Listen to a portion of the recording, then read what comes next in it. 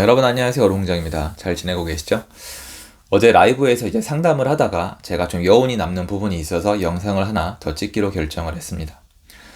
여러분 그 부동산을 일명 해본 분이 있고 안 해본 분이 있잖아요. 여태까지 쭉 해온 분이 있고 안 한 분이 있단 말이에요. 이분들의 차이점 중에 하나에 대해서 좀 말씀을 드리고자 합니다. 특히 요새 들으면은 도움이 좀 되는 분들이 계실 거예요. 많진 않을 거예요. 거래가 많지 않았기 때문에 요 시기에 집을 사신 분들은 별로 없거든요, 사실은. 근데 저는 작년 9월달 이후로 지금까지 수도권에 내 집 마련하신 분들 또는 지방장에 가서 또 활동을 하시는 분들에게 좀 이 영상을 전달하고 싶습니다. 일단 지방장에 계신 분들은 제가 여러 번 수없이 얘기하고 제가 수업 시간에도 정말 너무 강조를 드렸지만 지방장은 계속 올라가지 않습니다. 제 말을 믿으세요. 역사가 그래요. 제가 맞추는 게 아니라 역사적으로 지방장은 계속 올라간 적이 없어요. 유동성장은. 제가 지금 어느 시장을 얘기하는지 다들 아시죠? 그러니까 방심하지 마시고 대비하시고 탐욕 부리지 마시고 과욕 부리지 마시고 신중하게 하세요. 특히 제일 경계하셔야 되는 게 내가 돈이 좀 있다는 이유로 이게 투자금이 적다는 이유로 내가 직접 가보거나 발바닥으로 뛰지 않고 노력하지 않고 수많은 비교를 하지 않고 대충 몇 개씩 사는 거 몇 번은 돈 벌 수 있을지 몰라도 나락으로 가는 수가 있고요. 부동산은 다릅니다. 안 팔립니다. 진짜 마음고생 심하게 할 수 있습니다. 그거 말씀드리고 싶고요. 두 번째로 이제 수도권에 내 집 마련했는데 지금 내가 샀을 당시보다 좀 시세가 내려가 있다. 낮게 거래가 된다는 분들께 제가 좀 이 말씀을 전달드리고 싶어요. 일단 부동산을 많이 하신 분과 많이 안 하신 분들 중에 제일 큰 차이점이 뭐냐면은 부동산을 많이 안 하신 분들은 성격에 따라 약간 차이가 있지만 예전에 저처럼 내려가면 더 심해지는데 시세를 계속 봐요. 그런데 제가 이건 분명히 말씀드리는데 계속 보고 싶으면 계속 보세요. 어쩔 수 없어요. 그건 내가 감당할 수 있는 게 아닌데 제가 이걸 먼저 겪은 게 부동산이 아니라 주식이에요.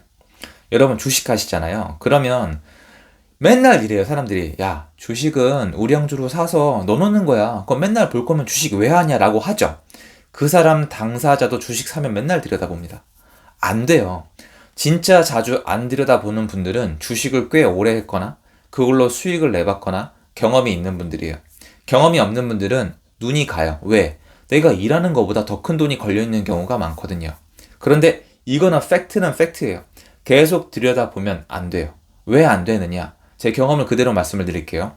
계속 들여다보면 잘못 팔게 돼 있습니다. 왜냐면 계속 들여다보면은 사실 내가 이해할 수 없는 부분까지 이해했다고 착각을 해요. 다시 내려가네? 더 내려가네? 이 기업은 가능성이 없나? 이 부동산은 가치가 없나? 갑자기 올라가요. 올라가네? 이제 시작인가?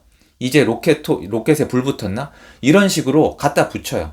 지금 제 영상을 보시는 분들은 객관적인 마인드를 유지하는 상태가 많이 있을 거기 때문에 괜찮지만 실제로 해본 분들은 그게 유지가 안 된다는 걸 아실 거예요.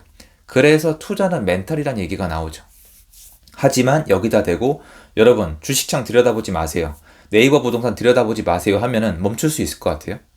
저도 그때 이걸 얘기했던 사람이 나중에 알고 보니까 자기도 뭣도 아니면서 저한테 그랬어요. 그 계속 들여다보면 그게 투자냐고. 당연히 쉽게 얘기할 수 있죠. 본인은 안 해봤으니까. 하지만 해본 사람 입장에서 계속 들여다보게 됩니다. 그리고 잘못 팔아보게 되면은 그때서야 알아요. 내가 이걸 왜 계속 들여다봤는지. 이걸 말씀을 드릴 거예요. 우리는 왜 내가 샀을 당시 가격보다 내려가거나 이해가 안 되는 시세의 변곡점이 있을까봐 계속 그 창을 들여다보면서 투자가 아닌 노동을 하고 있을까요? 아주 단순한 이유예요. 내가 이 주식, 내가 또는 이 부동산을 왜 샀는지 스스로에게 지식이나 믿음이 부족한 상태이기 때문이에요. 예를 들어서 노도강이라고 쳐요. 노도강, 서울 외곽이죠. 오르지 않다가 갑자기 급등한 구간이 있습니다. 그리고 지금 노도강은 분위기가 좋지 않아요. 이제야 겨우 저가의 전세와 저가의 매매가 이뤄지고 있는 정도이고 이것도 1월달, 2월달에 비해서 나아진 거지 본격적으로 나아지지 않았어요. 영상에서 말씀드렸지만 서울의 거래량이 1000건 이합니다. 900건이에요. 1000건이라 쳐도 1000건에서 거래량의 50%가 튀어봐자 1500건이에요. 5000건이 안팎으로 넘나들던 시장에서 1000건에서 1500건이 돼봤자 이 시장은 본연의 모습이라고 하기 어렵습니다. 즉 남들은 올라갔다 이랬다 저랬다 지금이야말로 언론 플레이어와 각종 다른 기사가 쏟아져 나오고 있지만 누가 뭐래도 가보시면 현장 분위기는 좋지 않습니다. 분위기가 살아난다는 둥, 뭐 저점을 찍고 올라간다는 등 여러 가지 얘기가 있겠지만 이 저점에서 퍼센테이지를 먹이면 지금 저점이 너무 낮아요. 자, 그러면 이 저점에서 저 같은 경우는 거기 현장에도 가봤고 재개발 물건에 투자도 해놨고 참고로 그 재개발 물건은 제가 샀을 때보다 시세가 더 빠져 있습니다. 제가 잘못 사기도 했습니다. 왜냐면 제가 직접 가서 고르고 할 시간이 없어서 직원분들을 통해서 고르다 보니까 그 정도 시행착오나 기회비용은 들어갑니다. 중요한 건 뭐예요?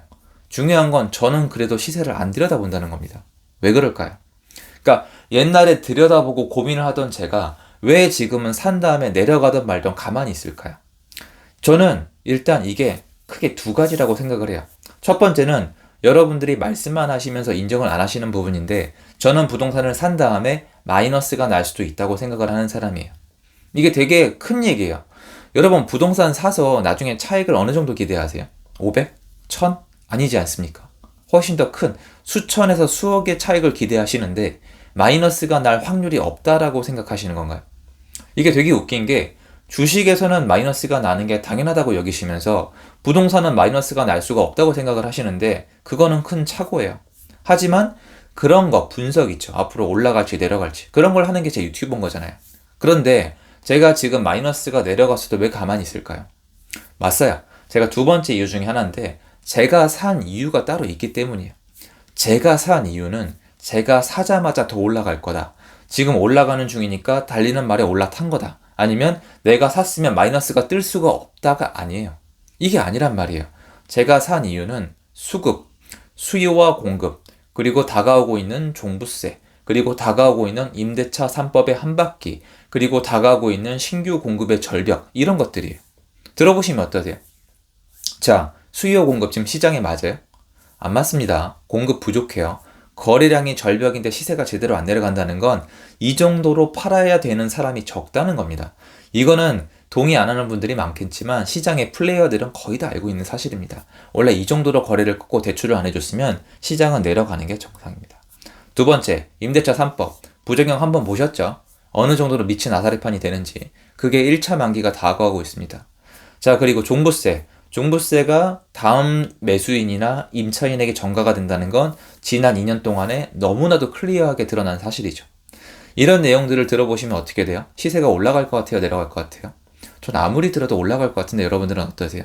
그럼 여기에 또 이런 주장이 들어갈 수가 있죠. 금리가 올라간다. 미국의 빅스텝, 아니면 러시아 전쟁, 아니면 또 뭐가 있을까요? 인구 절벽, 그리고 이미 많이 올랐다.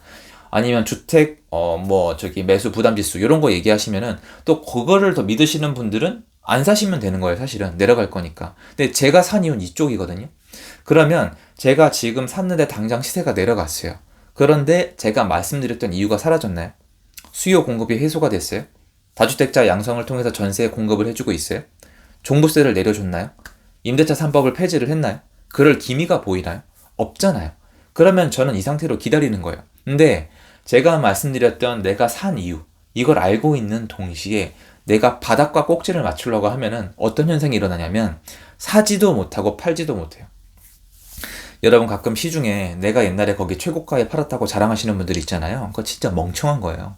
이해 못 하시겠죠? 왜 멍청하다고 하는지. 제가 한 말씀 드릴게요. 또 해보세요. 운이 얼마나 좋은지 모르시겠지만 최고가에 팔았다는 건 한 타이밍 놓쳤으면은 그대로 물렸다는 뜻입니다.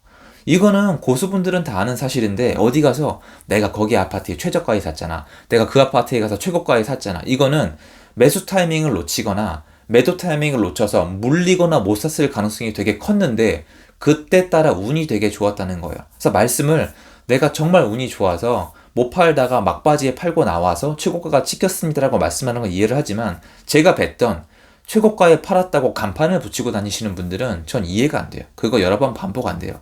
최고가에 몇 번 팔아봤자 그러다 한 번 잘못 물리면은 그냥 끝이에요. 무슨 말이냐? 최고가는 못 맞춰요. 그거 맞출 수 있는 사람은 유튜브를 볼 필요도 없고 일을 할 필요도 없습니다. 부자가 돼 있어야 돼요. 그러면 여러분, 작년 9월달 이후로 수도권에 내 집 마련한 여러분, 지금 여러분이 상 가격보다 내려가 있으세요? 저는 내려가 있습니다. 그런데 다시 여쭤볼게요. 왜 사신 거예요? 최저가 맞추려고 사신 거예요? 아니면은 하락기에 저가로 잡아놨는데 내가 앞으로 시장의 요소를 파악해서 어떤 믿음이 있어서 사신 거예요? 오늘도 네이버 부동산을 계속 검색하고 계시다면은 여러분이 산 이유를 잘 모르시는 거고요. 오늘 검색 안 하고 내려갔지만 가만히 계신 분들은 내가 믿는 구석이 있는 거예요. 그 믿는 구석은 시장에 대한 어떤 아는 것, 그리고 믿는 것, 확신하는 것, 이런 것들이 복합적으로 돼서 행동으로 이어진 거거든요. 그런데 부동산을 오래 하신 분들은 대다수가 산 다음에 떨어져도 기다립니다. 기분이 안 좋겠죠. 근데 기다려요. 왜? 내가 산 이유를 아니까. 요걸 아시고 지금 불안하시다면 검색도 해보시고 공부도 해보시고 다 좋아요. 근데 이건 말씀드릴게요. 여러분이 열심히 해서 그 경험이 쌓이고 쌓여서 그 패턴이 쌓이면 결국 부동산을 오래 하신 분들 패턴으로 옵니다. 다음번부터 살 때는 더 공부하게 되고 더 신중해지고 더 나를 확신시키고 산 다음에 더 여유있게 기다립니다. 왜냐면 내가 첫날 들여다봤자 바뀌는 건 없으니까. 이렇게 조금 제 어떤 경험이랑 그리고 어떤 선배들의 지식을 좀 전달을 해드렸고요. 한번 스스로에게 되물어보세요. 내가 왜 그런 행동을 했는지. 내가 왜 그런 행동을 했는지를 알아야 투자자라고 할 수가 있거든요. 투자했다고 할 수가 있고 경제활동을 했다고 할 수 있거든요. 그게 아니면 약간 도박이잖아요. 그냥 산 거니까. 여러분 생각을 해보세요. 도박이죠. 도박을 하면 도박이 왜 중독이 되죠? 눈을 뗄 수가 없거든요. 왜 눈을 뗄 수가 없죠? 죄송한데 여러분이 다 착각하시는데 도박은 내가 거기에 베팅을 왜 했는지 몰라요. 설명할 수 있으세요? 자, 주사위가 홀짝 맞추기 게임인데 짝, 짝, 짝, 짝, 짝이 4번 나왔어요. 그 다음에 내가 홀에 걸면서 이런 얘기를 하겠죠. 홀 나올 때 됐어. 그게 내가 하는 행동의 이유를 아는 거예요. 그거랑 다른 겁니다. 그건 분석이 아니에요. 그건 아는 것도 아니고 믿음도 아니고 확신도 아니에요. 이렇게 되길 원하세요. 전 그건 아니라고 말씀드리고 싶은 거예요.